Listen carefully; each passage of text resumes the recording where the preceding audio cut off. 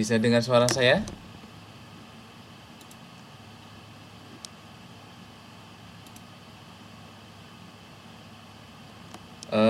Sorry, bisa dengar suara saya?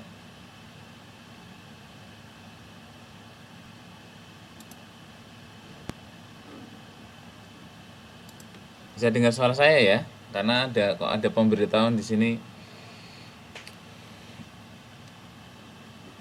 tentang mic. Oke ya. Oke, bismillahirrahmanirrahim. Assalamualaikum warahmatullahi wabarakatuh.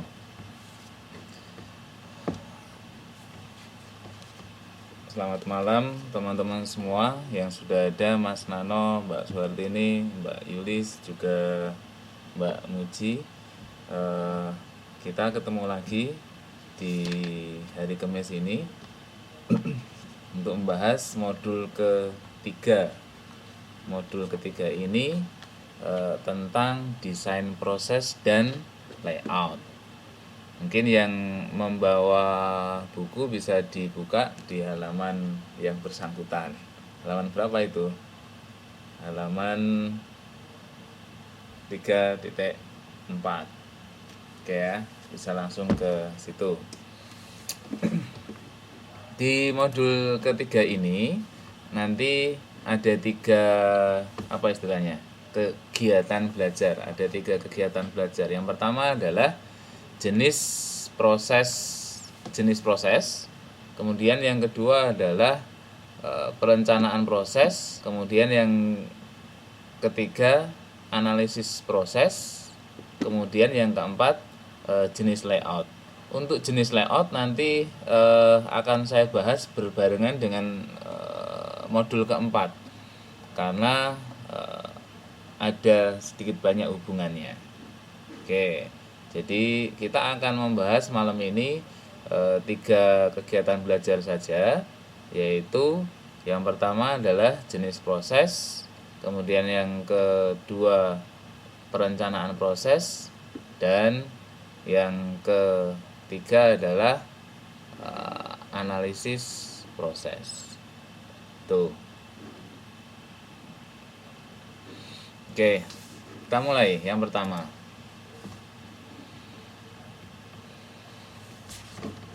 Jenis proses. Jadi apa tujuan dari proses produksi itu? Kemarin di pertemuan pertama, mungkin sedikit mereview dari pertemuan pertama, kita udah belajar tentang manajemen operasi. Di sana ada sistem produksi dan proses produksi. Oke. Kalau sistem produksi itu meliputi tiga fase. Fase adalah input, kemudian diubah melalui proses yang namanya proses produksi itu, yaitu yang kedua berarti proses produksi, kemudian menghasilkan suatu produk atau output yang berupa produk. Jadi ada 3 fase itu, input, proses produksi, kemudian output. Outputnya mempunyai nilai tambah. Nah, hari ini kita akan membahas tentang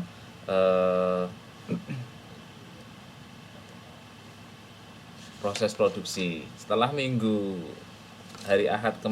Minggu kemarin kita sudah membahas di modul kedua tentang desain produk, tentang produk. Ada beberapa komponen produk. Ya kan, kemarin ada brand, kemudian apa lagi, ada brand, kemudian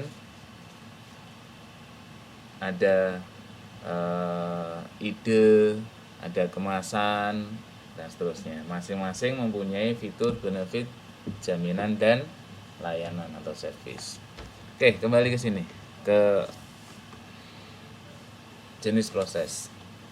Nah, tujuan dari proses produksi itu apa?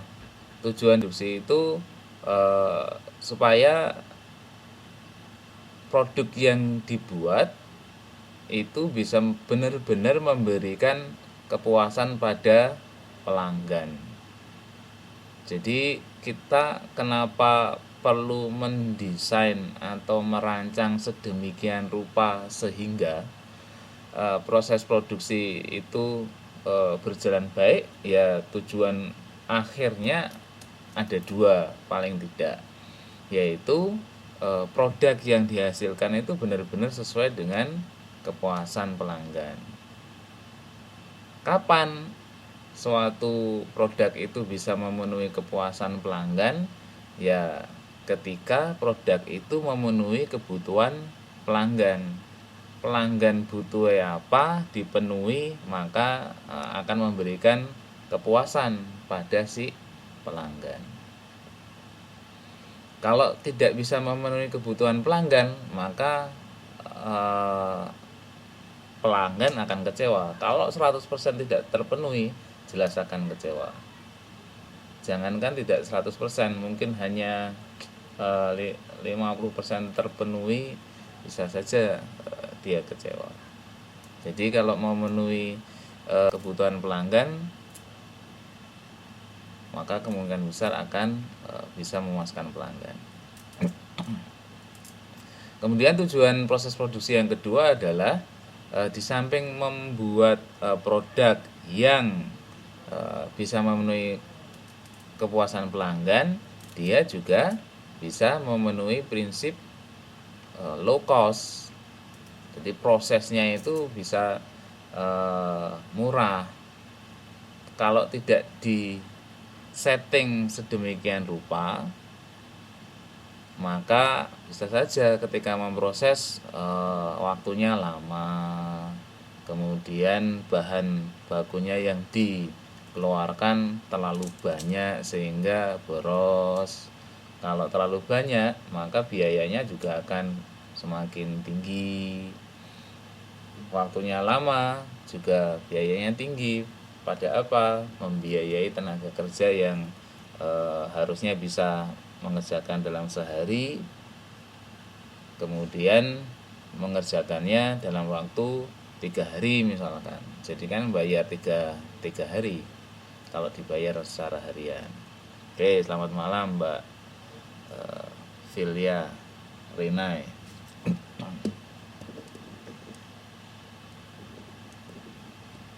Maksudnya kita perlu membahas atau merancang proses produksi.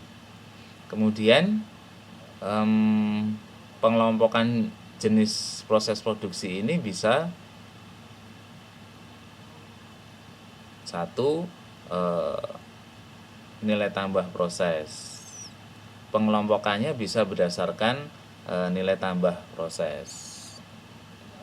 Bisa dilihat nilai tambahnya apa saja, bisa dilihat di modul 1 kemarin.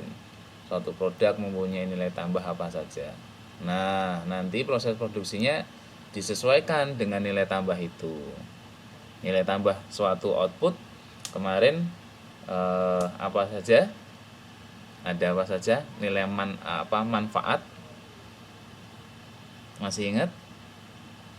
Ada manfaat, bentuk, kemudian apa lagi?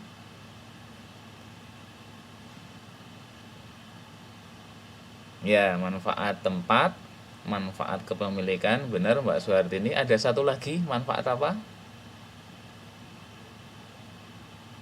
Ada satu lagi, manfaat apa? Manfaat waktu. Ya Mbak Suhartini, benar. Jadi ada 4 manfaat itu dari suatu nah nanti proses produksinya bisa disesuaikan dengan jenis-jenis manfaat tadi atau nilai tambah. Ada 4 tadi ya, saya ulangi lagi, yaitu nilai atau manfaat bentuk, tempat, kepemilikan, dan waktu. Kemudian jenis proses produksi bisa dikelompokkan berdasarkan aliran proses. Ini nanti ada hubungannya dengan yang di kegiatan belajar 4. Kegiatan belajar 4 tadi apa? Sebentar. Jenis layout. Nah, nanti di sana juga akan dibahas. Kemudian pengendalian kualitas. Jadi proses produksinya didasarkan pada pengendalian kualitas. Nanti kita akan bahas.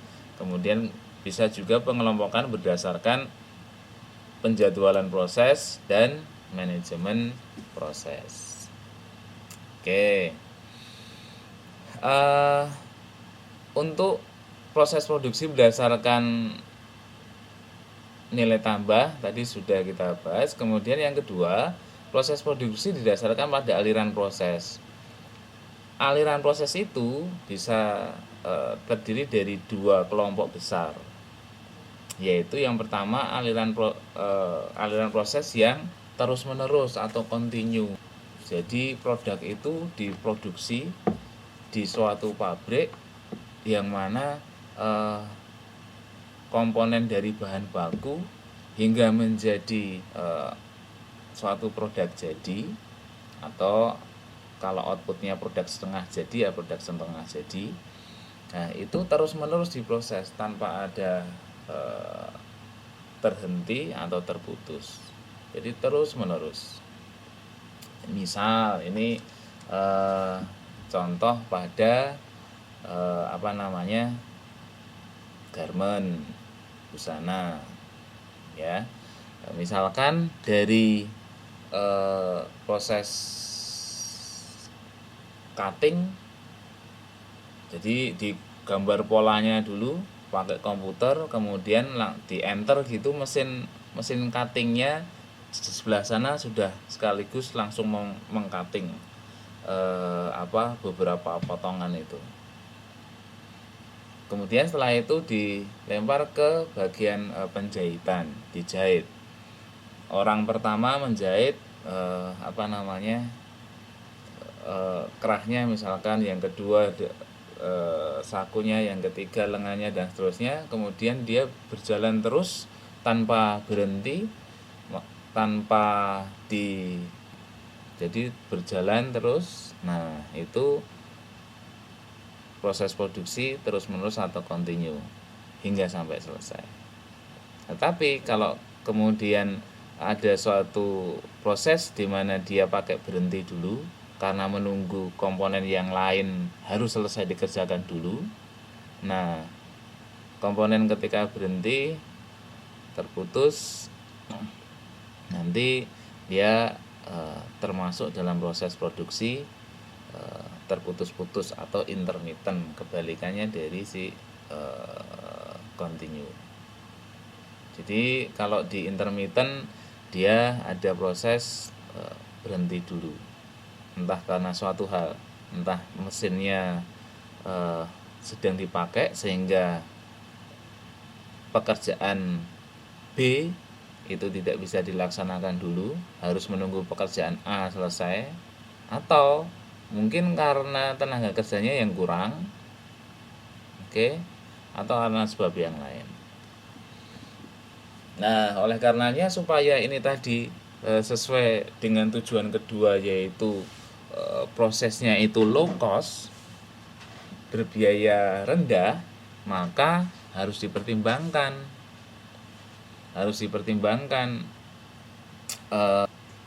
proses produksi ini harus diatur sedemikian rupa sehingga efisien, entah efisien waktunya, efisien biayanya, efisien bahan bakunya dan seterusnya, sehingga semuanya akan low cost, berbiaya rendah. Nah, yang kedua, proses produksi berdasarkan pengendalian kualitas. Ada beberapa tipe proses produksi di sini. Ada 5. Yang pertama adalah pengendalian pada proses produksi tipe A, yaitu apa? Proses produksi tipe A ini proses produksi di mana pengendalian kualitasnya bisa dilaksanakan setiap tahap, setiap saat. Jadi ketika proses sedang berjalan di tahapan manapun, di-set sedemikian rupa sehingga bisa dicek kualitasnya setiap saat. Contohnya tadi di suatu pabrik garment juga bisa setiap saat dicek ketika masih proses menjahit setengah jadi atau berlangsung, bisa dicek kualitasnya. Nanti di akhir jelas dicek lagi quality controlnya. Kemudian yang kedua, proses produksi tipe B, pengendalian tidak tiap tahap. Karena kalau dikendalikan tiap tahap malah mungkin akan mengganggu proses itu sendiri. Di buku dicontohkan proses memasak. Ketika sedang dikukus misalkan, kemudian dicek didulat-dulit dan seterusnya, mungkin malah jadi kurang tanak dan seterusnya.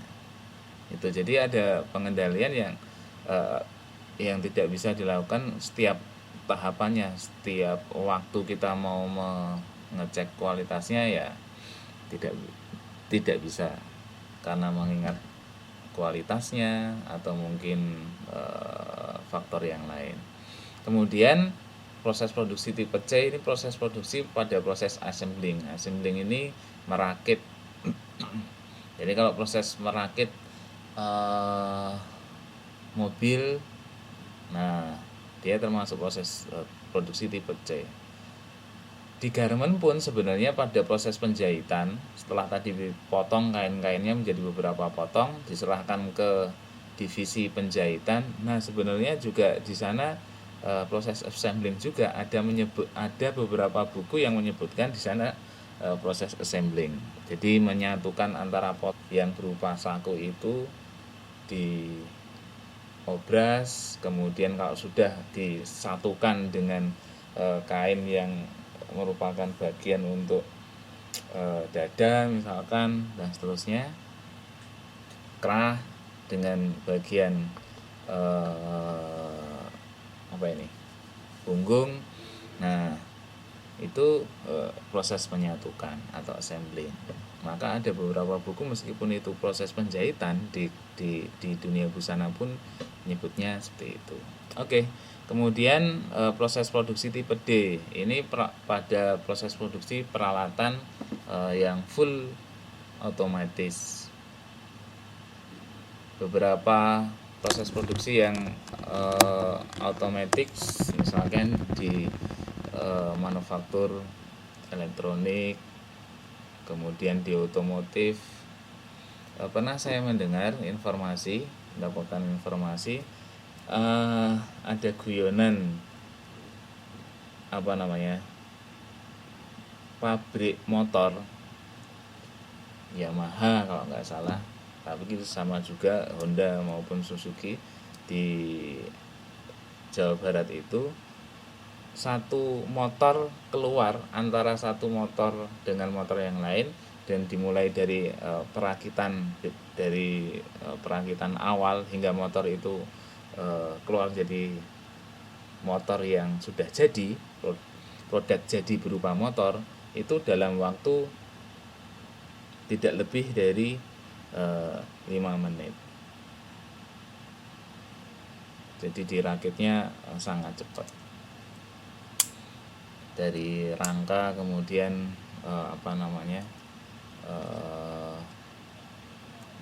dengan bodi dan seterusnya.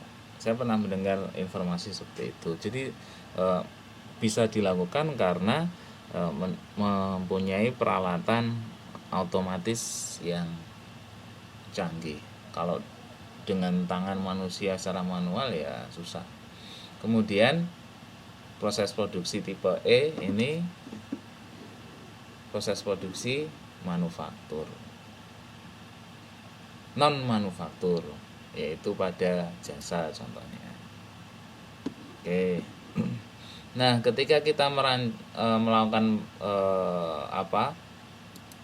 proses selanjutnya setelah kita mengetahui jenis-jenis proses, maka ada beberapa hal yang perlu dipertimbangkan ketika kita merancang suatu proses produksi itu. Pertimbangan yang perlu kita perhatikan adalah batas produksi minimalnya berapa sih yang mau kita produksi, apakah mau memproduksi 10, 100, 1000, puluhan ribu dan seterusnya. Nah, berapa kapasitas produksi kita? Kemudian yang kedua, apakah kita perlu membeli sesuatu spare part, komponen, ataukah kita membuat sendiri semuanya? Misalkan mau membuat handphone kemarin yang ditanyakan oleh salah satu dari teman kita. Handphone ada casingnya, kemudian ada mesinnya itu, oke. Nah, bisa saja dua-duanya dibuat oleh satu perusahaan, atau bisa juga satu perusahaan hanya membuat mesinnya saja, kemudian casingnya dibuat oleh perusahaan lain, kemudian kita membelinya. Nah, mana yang lebih menguntungkan? Itu perlu kita pertimbangkan untuk mendapatkan profit yang maksimal. Kemudian untuk produk yang merugi, apakah kemudian kita menghentikan produksinya untuk produk yang merugi itu, atau tetap saja terus memproduksi? Jadi misalkan ada 3 produk A, C, ada produk yang merugi terus, misalkan produk C, ya sudah produk C nggak usah diproduksi saja misalkan, atau tetap kita produksi. Nah, itu pertimbangan-pertimbangan yang akan kita bahas pada kesempatan malam ini. Oke, yang pertama adalah tentang batas produksi minimal. Salah satu alat yang bisa kita gunakan untuk menentukan batas produksi minimal adalah apa? Salah satu metode atau tools atau cara atau alat untuk menentukan batas produksi minimal apa? Mungkin teman-teman yang sudah membaca di modul 3 di kegiatan belajar 2. Ya, selamat malam. Ya, benar, analisis impas, titik impas. Oke, Mbak Suhartini benar. Jadi analisis impas ini salah satu cara yang bisa kita gunakan untuk menentukan batas produksi minimal.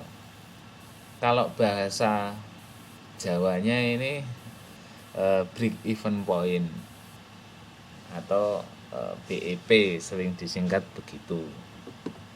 BEP. Nah, nanti saya menyampaikannya dengan istilah BEP aja, karena memang lebih terkenal itu baik di Indonesia maupun apalagi di luar, karena memang bahasa aslinya di sana. Nah, BEP ini terjadi karena ada hubungan antara volume produksi. Kalau kegiatan produksi, kalau misalkan penjualan ya volume penjualan.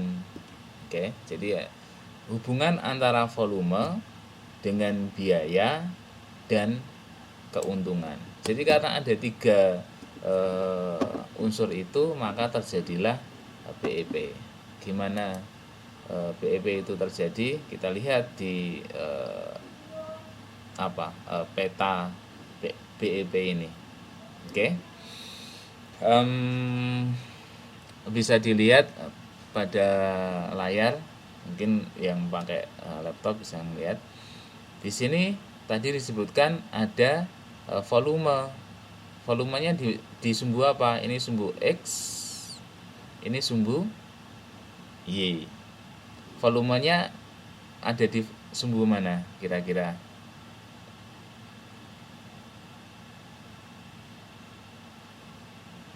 Ya, volumenya ada di X. Yang tadi saya sebutkan, volumenya bisa berupa volume produksi, kalau itu suatu usaha yang memproduksi sesuatu. Tapi kalau usahanya perdagangan, ya volume yang didagangkan, yang dijual. Quantity sold, jumlah yang terjual ada berapa. Kemudian sumbu yang Y ini adalah besaran untuk laba atau profit. Nah, kemudian udah dua unsur ya, ini unsur pertama volume, unsur kedua profit, satu unsur lagi tadi apa? Satu unsur lagi tadi yaitu biaya. Ada biaya-biaya di sini, ada dua biaya paling tidak. Ya. Yang pertama adalah FC. FC ini fixed cost, biaya tetap. Kemudian yang kedua adalah variable cost. Nih, variable cost. Nih, biaya variabel. Nah, kalau penjumlahan antara biaya tetap dengan biaya variabel ini namanya total cost. Total cost. Nah, sekarang apa sih variable cost dan apa sih tuh. Nih, variable cost atau sebelumnya fixed cost dulu. Fixed cost ini biaya tetap, biaya yang senantiasa tetap meskipun terjadi perubahan volume produksi ataupun volume penjualan.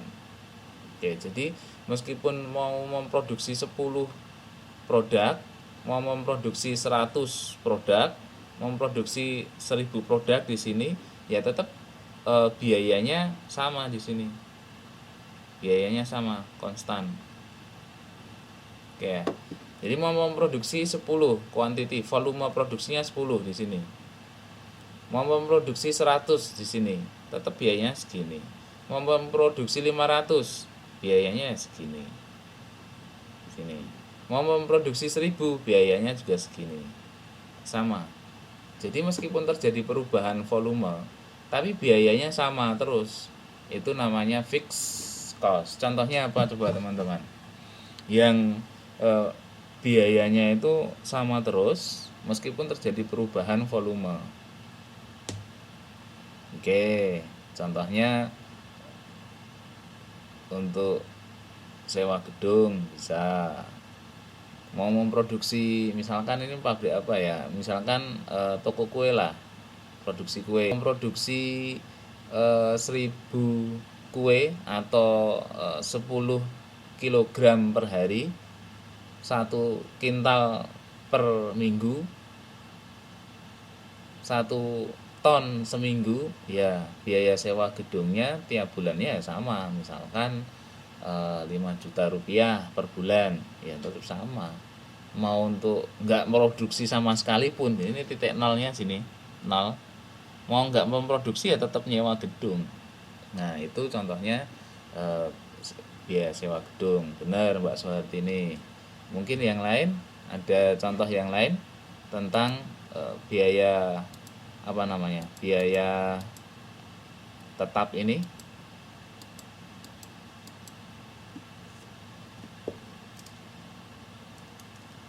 Ada contoh yang lain? Oke, gaji karyawan dengan sistem penggajian tetap tetap berdasarkan waktu. Misalkan ada loh yang dibayarnya berdasarkan produk yang dibuat. Misalkan kalau bisa memproduksi 10 potong bayarnya sekian, memproduksi 100 potong nanti lebih tinggi lagi. Jadi berdasarkan yang dihasilkan. Oke, jadi sistem pembayarannya berbeda-beda tergantung dari sistemnya. Kalau sistemnya tetap per bulan fix, nah itu masuk biaya tetap. Oke ya. Jadi gaji karyawan itu bisa masuk di fixed cost. Oke. Pada umumnya biaya gaji karyawan yang tidak di level produksi. Selamat datang Mbak Eeng Ernawati. Nah, kemudian yang kedua, Waalaikumsalam. Yang kedua yaitu biaya variabel di sini nih. Biaya variabel. Nih, bacanya gimana ini? Baca gambarnya ini gimana? Baca gambarnya adalah ketika dia nggak memproduksi, volume produksinya nol, maka biaya yang dikeluarkan juga nol. Beda dengan tadi ya, kalau yang fixed cost ini volume produksinya nol, tapi dia mengeluarkan biaya sekian satuan. Ya. Nah, beda kalau dengan biaya variabel. Biaya variabel output yang dikeluarkan nol, maka ada biaya nol juga. Kalau volume produksinya naik, misalkan sudah memproduksi 10 potong, maka ada biaya sekian satuan. Taruh 10.000. Memproduksi 500 potong, ada biaya 100.000 misalkan. Memproduksi 2.000, ada biaya 1 juta di sini. Jadi variable cost ini adalah cost atau biaya-biaya yang senantiasa berubah seiring dengan perubahan apa? Perubahan volume produksi. Kita bahasnya di area produksi ya, volume produksi. Kalau penjualan ya area perubahan jumlah yang dijual, ini ada variable cost-nya. Oke, itu. Nah, penjumlahan antara variable cost dengan fixed cost tadi yang dinamakan dengan total cost. Nah, kenapa kok bisa ada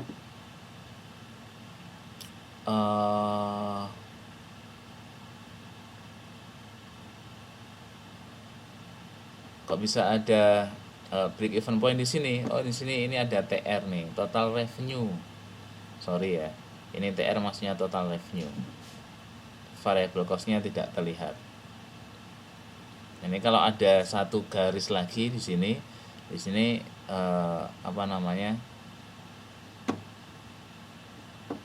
variable cost. Gambarnya sama sih. Garisnya sama dari 0 sini. Sini. Oke ya. Saya koreksi. Ini TR ini adalah total revenue. Total revenue. Nah, tapi penjelasannya yang tadi sudah benar tentang variable cost. Jadi biaya yang senantiasa berubah seiring dengan perubahan volume produksi. Garisnya juga sama, dari 0 sini naik nanti hanya ada selisih sedikit mungkin di sini. Nah, sini.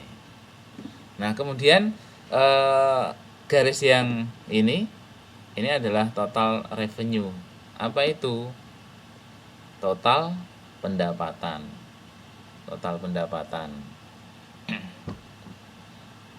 Revenue adalah pendapatan, total ya total. Nah, total pendapatan ini dari mana? Ya ketika ada barang yang terjual, kemudian mendapatkan seberapa rupiah dan seterusnya. Jadi ini berapa pemasukannya, jadi total revenue. Nah, titik di mana terjadi perpotongan antara total revenue, ini garis total revenue ya, dengan total cost. Nih, total cost ini penjumlahan antara variable cost dengan fixed cost, bukan hanya variable fixed cost doang. Kalau fixed cost ya nanti perpotongannya di sini, tapi perpotongannya di sini. Ini perpotongan antara total cost dengan fixed cost. Ini cuma variable cost-nya aja yang tidak terlihat. Oke ya.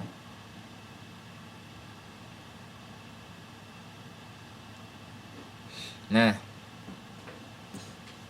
perpotongan antara total cost dengan total revenue inilah yang disebut dengan titik impas atau break even point. Break even point. Nah, ini titik impasnya. Nah, kalau di bawah titik impas berarti gimana? Anda kulaan 1000. Pendapatannya 900 di bawah titik impas berarti kan.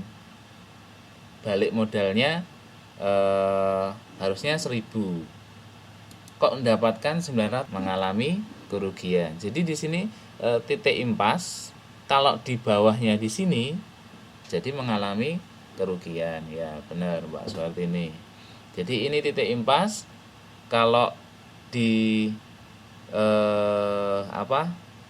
di bawahnya maka terjadi kerugian.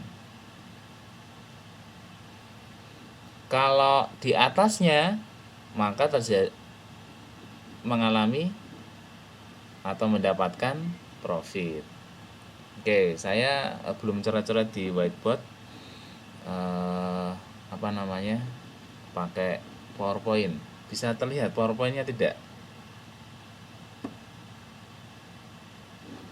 Halo, bisa terlihat PowerPoint-nya? Gambarnya bisa terlihat?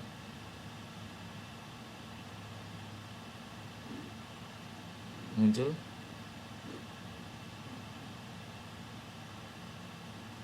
Iya, gambar saja. Saya cuma menampilkan gambar, tidak menulis. Tidak nulis. Karena saya udah ada gambar dari PowerPoint. Gambar saya terlihat? Gambar PowerPoint-nya. Oke, mungkin saya itu Mbak Suartini bilang ada. Coba saya gambar ya. Coba saya gambar ini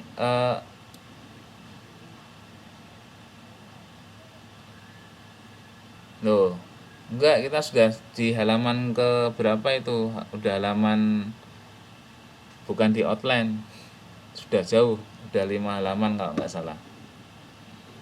Kalau sekarang saya gambar ini terlihat Mbak siapa tadi yang nggak bisa melihat? Mbak Velia ya. Nah, saya gambar ini kelihatan? Oke, saya ulangi karena tadi ada yang tidak melihat. Ini sumbu X, sumbu Y. Nah, di sumbu X ini apa tadi? Coba apa? Untuk yang sumbu X ini sekarang maksudnya bisa melihat yang gambar ini atau yang PowerPoint, Mbak Filia?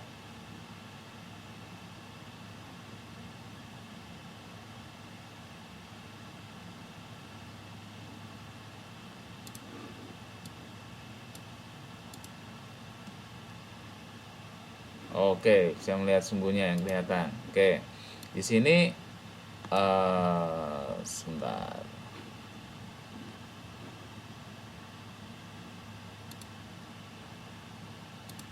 Oke, sebentar ya.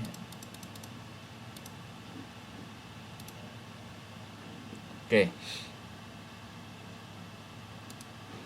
Nih, di sumbu X, ini sumbu X itu menandakan unsur apa? Unsur apa?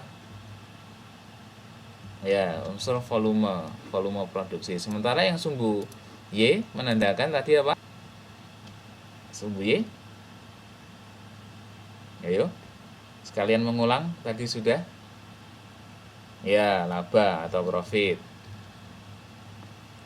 Nah, habis itu tadi ada kita udah membahas tentang biaya-biaya. Ini garis biaya apa? Garis biaya apa? Yang ini adalah garis biaya apa? Biaya tetap atau FC. FC, fixed cost, biaya tetap. Benar Mbak Eng. Kemudian yang ini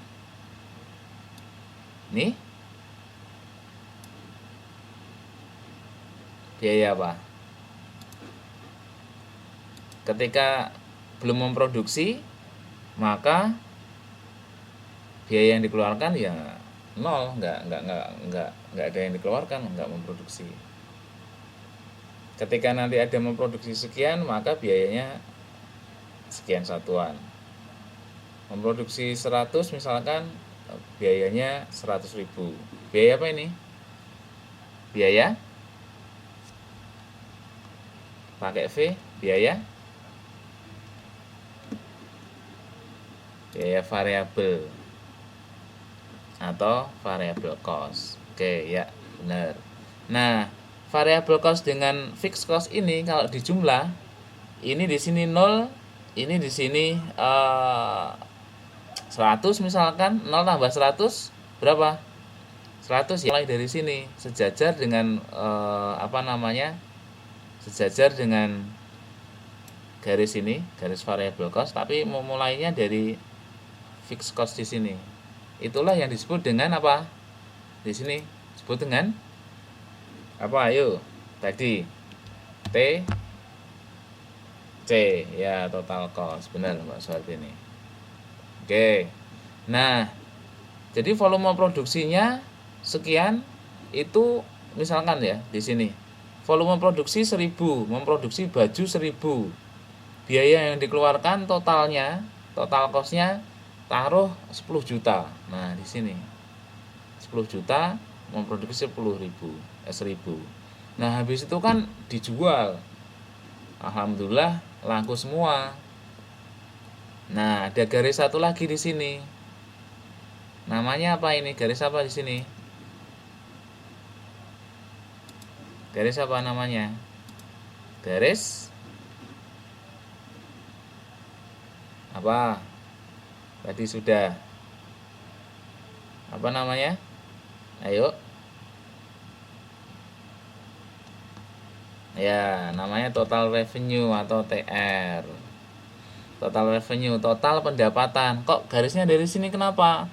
Ya karena kalau di sini volume yang dijual masih 0, maka pendapatannya berapa? Ya 0. Misalkan di sini 100. Yang dijual 100, maka mempunyai pendapatan di sini berapa? Misalkan 1 juta. Kemudian di sini misalkan 500, pendapatannya 5 juta misalkan, dan seterusnya. Jadi kalau di sini belum laku ya 0 pendapatannya, revenue-nya juga 0. Nah, tadi kan di gambar tadi kebetulan juga kurang satu garis tadi, satu garis yang namanya garis variable cost.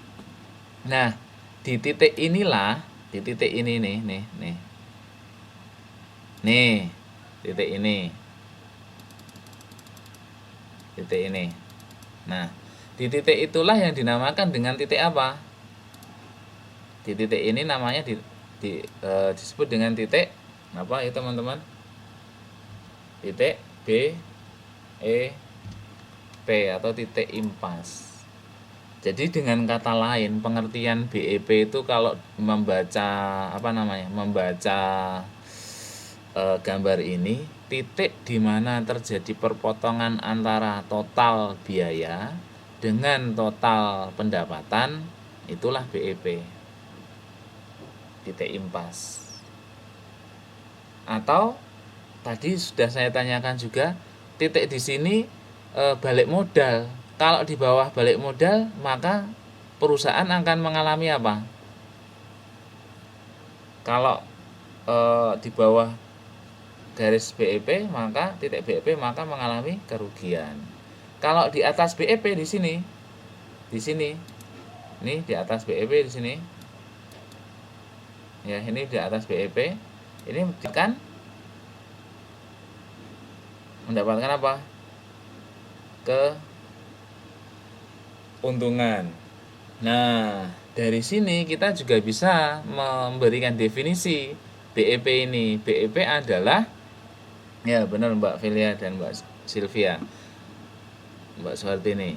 Jadi BEP itu pengertian yang lain adalah titik di mana perusahaan tidak mengalami kerugian tapi juga belum mendapatkan keuntungan.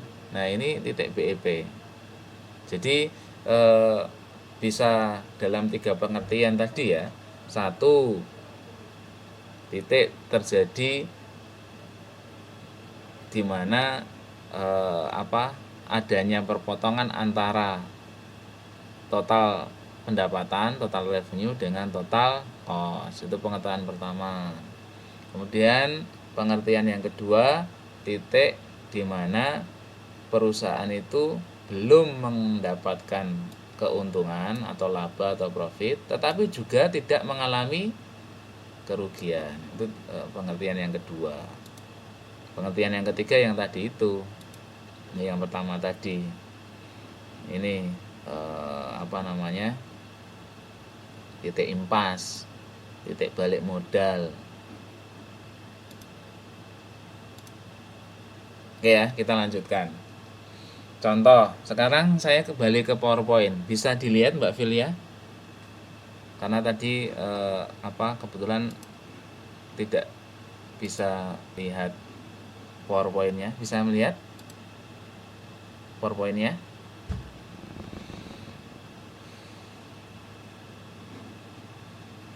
Oke, bisa dilihat ya PowerPoint-nya. Sekarang saya ganti ke PowerPoint.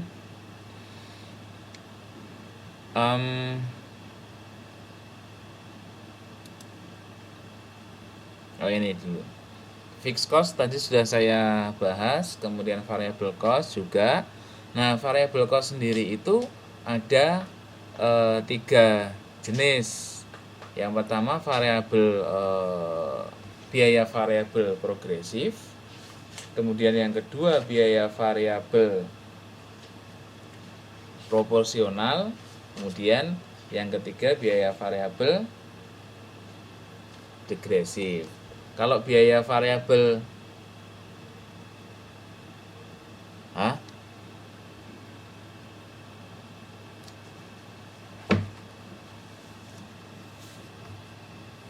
sebentar. Dengar suaranya? Sudah dengar? Halo? Halo?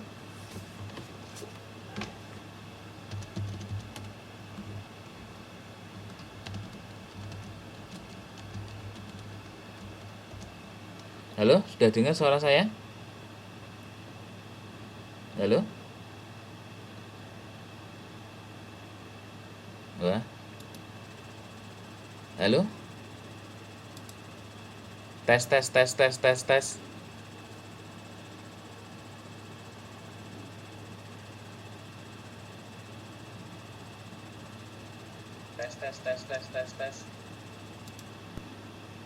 Halo? Sebentar ya. Ini tidak saya mute itu.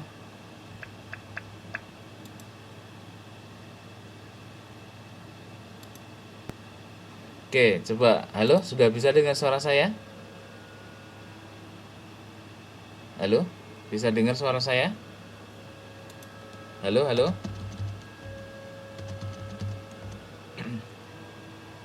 Halo?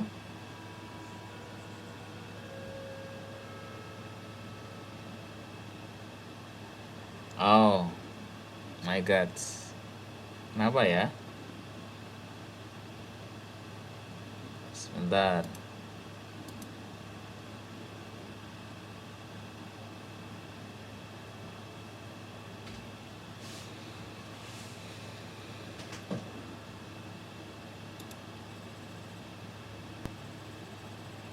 Halo, tes, halo.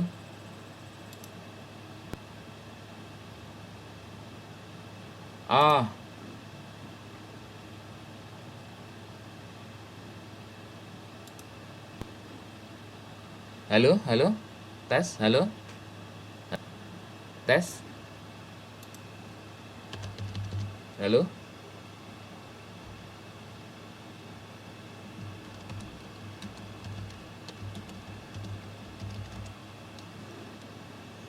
Halo?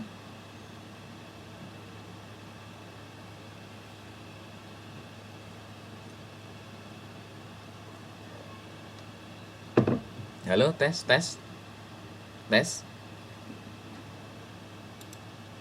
Halo? Halo, tes. Dengar suara saya? Halo? Halo?